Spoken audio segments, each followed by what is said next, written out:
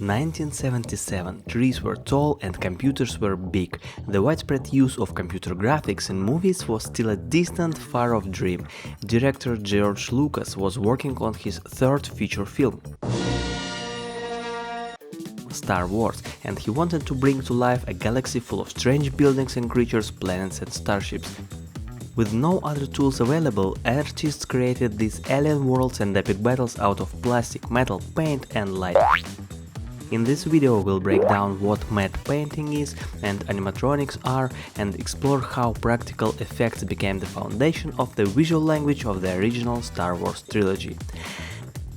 This is the third entry in our series about practical effects. You'll find links to the previous two videos in the description, make sure to check them out. So, the foundation of the effects in Star Wars is models. The spaceships in the trilogy are physical objects built by hand, and not from futuristic space alloys, but from whatever was available: plastic, fiberglass, metal parts from train models, even old electronics. In a way, the Millennium Falcon really is just a piece of junk.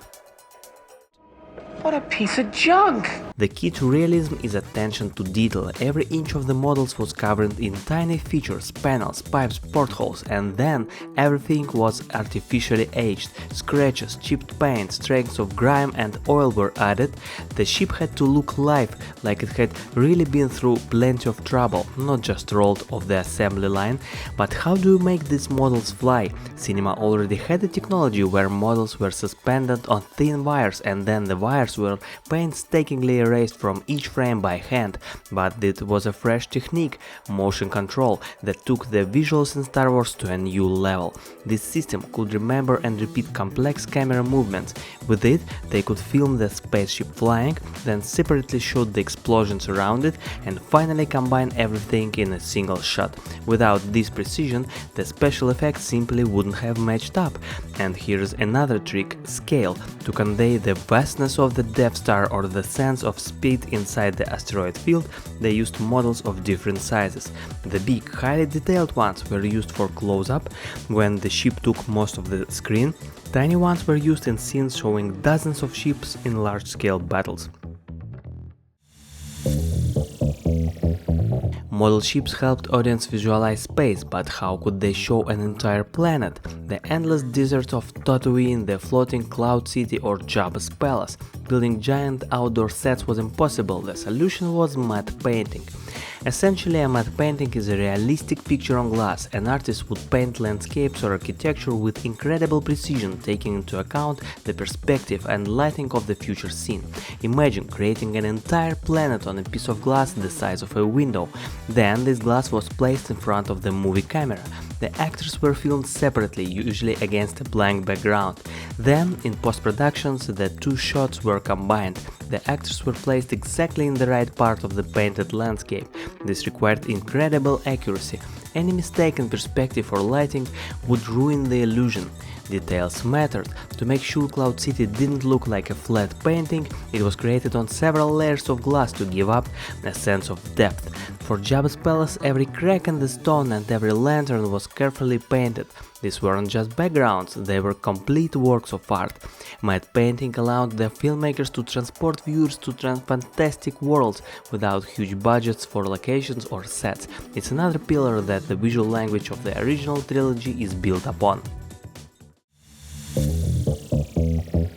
Spaceships and landscapes were difficult enough, but how do you bring to life creatures that don't like human at all? Yoda, Jabba the Hutt, the Rancor. You couldn't just put actors in costumes without losing believability. Character animation with computers was pure science fiction in the early 90s. The answers was puppets and animatronics, mechanical systems that mimic the movement of living beings. Yoda is a perfect example of an elegant solution. He's not a computer model, but a puppet. Let's remember, we're still talking about the original trilogy. The puppet was created and operated completely by hand. Puppeteer Frank Oz controlled Yoda's body and head, moving his mouth and hand using mechanisms inside. His eyes and ears were operated remotely by another crew member. All this live performance gave the wise Jedi Master his unique charisma. Jabba the Hutt required a different approach. For Return of the Jedi, they built a giant animatronic puppet. Several operators worked together, one controlled the eyes and eyelids, another the mouth and tongue, and the third the tail, and fourth the arm. This was a complex mechanical system, but it allowed Jabba to interact with the actors right there on set in real time. By the way, filmmakers had a plan to use Jabba in the first movie of the series, later known as A New Hope, but they were not able to create this model by that time. They even filmed a scene with a live actor performing a role of the Jabba, but this film was cut out from the final edit of the movie, and later on the future releases they used computer Jabba in that scene to add it to the movie. For other creatures like the Tauntauns or Hoth and the Rancor, stop-motion animation and various combinations of techniques were used. Sometimes animatronics actually work better than computer graphics, because actors can react to a physical object in front of them, instead of having to imagine a monster. Space battles in Star Wars are filled with destruction, but how do you make a model spaceship explode convincingly? There were no computer simulations of explosion physics back then. The destruction had to be created physically using pyrotechnics and clever filming techniques. Inside the ship models, they installed small charges of different types. Some produced a bright flash, others created a tail of sparks, and some gave a fireball effect. The placement and power of each charge were carefully calculated, so the destruction would look like a real explosion, not just a tangled ball of fire.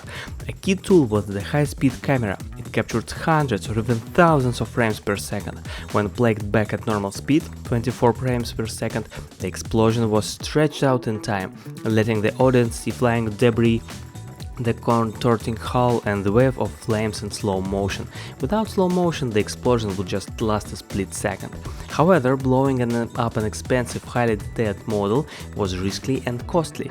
Often the model and the explosion were filmed separately. The spaceship was shot against a black background. Then, on the same black background, they filmed the detonation of a specifically made miniature or just a pyrotechnic effect. To combine these two elements, the static model and the dynamic explosion, they used an optical printer.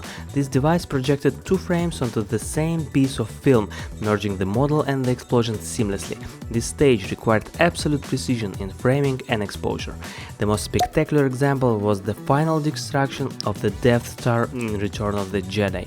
A huge, complex model was filled with pyrotechnics. The stakes were high, the expensive shot could only be done once. The effects team pulled it off flawlessly, creating one of the most iconic explosions in movie history.